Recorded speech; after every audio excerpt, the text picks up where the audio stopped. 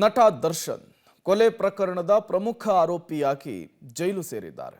ಅವರು ಜೈಲಿಗೆ ಸೇರಿ ಹತ್ತತ್ರ ಒಂದೂವರೆ ತಿಂಗಳಾಯಿತು. ಈಗಾಗಲೇ ಕೆಲವರು ಜೈಲಿಗೆ ಬಂದು ದರ್ಶನ್ ಅವರನ್ನು ಭೇಟಿ ಮಾಡಿದ್ದಾರೆ. ಇನ್ನೂ ಹಲವರು ಭೇಟಿಗಾಗಿ ಕಾಯ್ತಿದ್ದಾರೆ. ಆದರೆ ಇನ್ನು ಮುಂದೆ ತಮ್ಮ ಕುಟುಂಬದ ಹೊರತಾಗಿ ಬೇರೆ ಯಾರನ್ನೂ ಕೂಡ ಭೇಟಿ ಮಾಡಲ್ಲ ಅಂದಿದ್ದಾರಂತೆ ದರ್ಶನ್.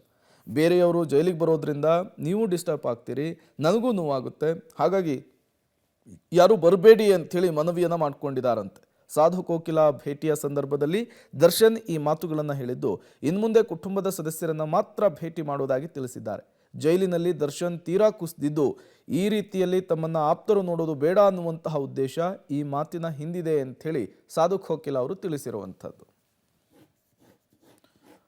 ಹಾಗಾದರೆ ಏನು ಹೇಳಿದ್ರು ಸಾಧು ಕೋಕಿಲ ಬನ್ನಿ ನೋಡ್ತಾ ಹೋಗೋಣ. ಸ್ವಾಮಿ ಕೊಲೆ ಕೇಸ್ನಲ್ಲಿ ನಟ ದರ್ಶನ್ ಜೈಲಿನಲ್ಲಿದ್ದಾರೆ. ಒಂದೂವರೆ ತಿಂಗಳಾಯಿತು. ಹಲವರು ಅವರನ್ನು ನೋಡಬೇಕು, ಈ ಸಂದರ್ಭದಲ್ಲಿ ಧೈರ್ಯ ತುಂಬಬೇಕು ಅಂಥೇಳಿ ಪರಪ್ಪನ ಅಗ್ರಹಾರದ ಜೈಲಿಗೆ ಹೋಗ್ತಾ ಇದ್ದಾರೆ. ಹಲವರಿಗೆ ಅವಕಾಶ ಸಿಗ್ತಾ ಇದೆ, ಮತ್ತೆ ಕೆಲವರಿಗೆ ಅವಕಾಶ ಸಿಗ್ತಾ ಇಲ್ಲ. ಈ ಸಂದರ್ಭದಲ್ಲಿ ಸಾಧು ಕೋಕಿಲ ಕೂಡ ಮೊನ್ನೆ ಅಷ್ಟೇ ದರ್ಶನ್ ಅವರನ್ನು ಭೇಟಿ ಮಾಡ್ಕೊಂಡು ಬಂದಿದ್ರು. ದರ್ಶನ್ ಅವರಿಗೆ ಧೈರ್ಯ ತುಂಬಿದ್ರು. ಆ ಸಂದರ್ಭದಲ್ಲಿ ಸಾಧು ಕೋಕಿಲ ಅವ್ರಿಗೆ ಹೇಳಿದ್ರಂತೆ, ನನ್ನನ್ನು ನೋಡಲಿಕ್ಕೆ ಜೈಲಿಗೆ ಯಾರೂ ಬರಬೇಡಿ, ಕುಟುಂಬವನ್ನು ಹೊರತುಪಡಿಸಿ ಬೇರೆ ಯಾರೂ ಕೂಡ ಬರಬೇಡಿ. ಯಾಕೆ ಅಂಥೇಳಿ ರೀಸನ್ ಕೂಡ ಕೊಟ್ಟಿದ್ದಾರಂತೆ. ಜೈಲಿನಲ್ಲಿ ನನ್ನನ್ನು ನೋಡಿ ನಿಮಗೂ ಕೂಡ ಬೇಸರವಾಗುತ್ತೆ. ಇಷ್ಟು ದಿನ ಕಟ್ಔಟಲ್ಲಿ ನೋಡ್ತಿದ್ರಿ, ಫ್ಯಾನ್ಸ್ ಮಧ್ಯೆ ನೋಡ್ತಾ ಇದ್ರಿ, ಈಗ ಜೈಲಿನಲ್ಲಿ ನೋಡಬೇಕು.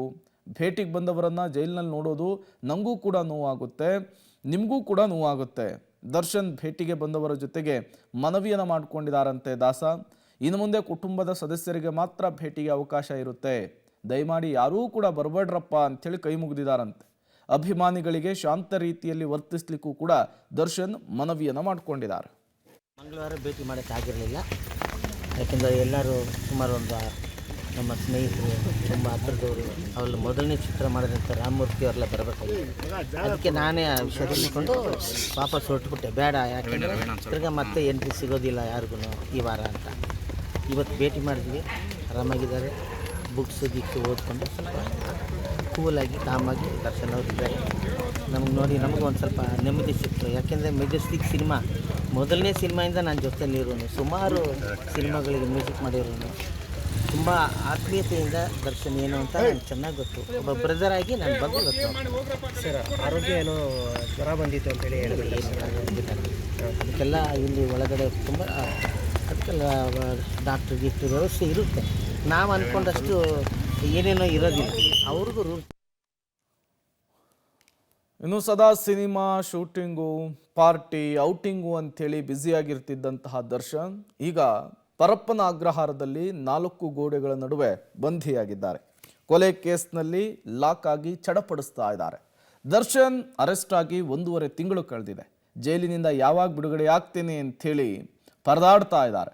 ಕಳೆದ 3 ದಿನಗಳ ಹಿಂದೆ ಸಹೋದರ ದಿನಕರ್ ತೂಗುದೀಪ್ ಶ್ರೀನಿವಾಸ್ ಅವರನ್ನು ಭೇಟಿಯಾದಂತಹ ಸಂದರ್ಭದಲ್ಲಿ ದರ್ಶನ್ ತಮ್ಮ ಬಿಡುಗಡೆಯ ಬಗ್ಗೆ ಮಾತನಾಡಿದ್ದಾರೆ ಅಂತ ಹೇಳಲಾಗಿದೆ. ಜೈಲಲ್ಲಿ ಸಹೋದರನ ಜೊತೆಗೆ ಮುಕ್ತವಾಗಿ ಮಾತನಾಡಿದ್ರಂತೆ ದರ್ಶನ್. ಏನೆಲ್ಲ ಹೇಳಿದರು, ಇಬ್ಬರ ನಡುವೆ ಏನೆಲ್ಲ ಕಾನ್ವರ್ಜೇಷನ್ ಆಯಿತು, ಬಿಡುಗಡೆಯ ವಿಚಾರಕ್ಕೆ ಸಂಬಂಧಪಟ್ಟಂತೆ ಏನೆಲ್ಲ ಚರ್ಚೆ ಆಯಿತು, ಬನ್ನಿ ನೋಡ್ಕೊಂಡು ಬರೋಣ.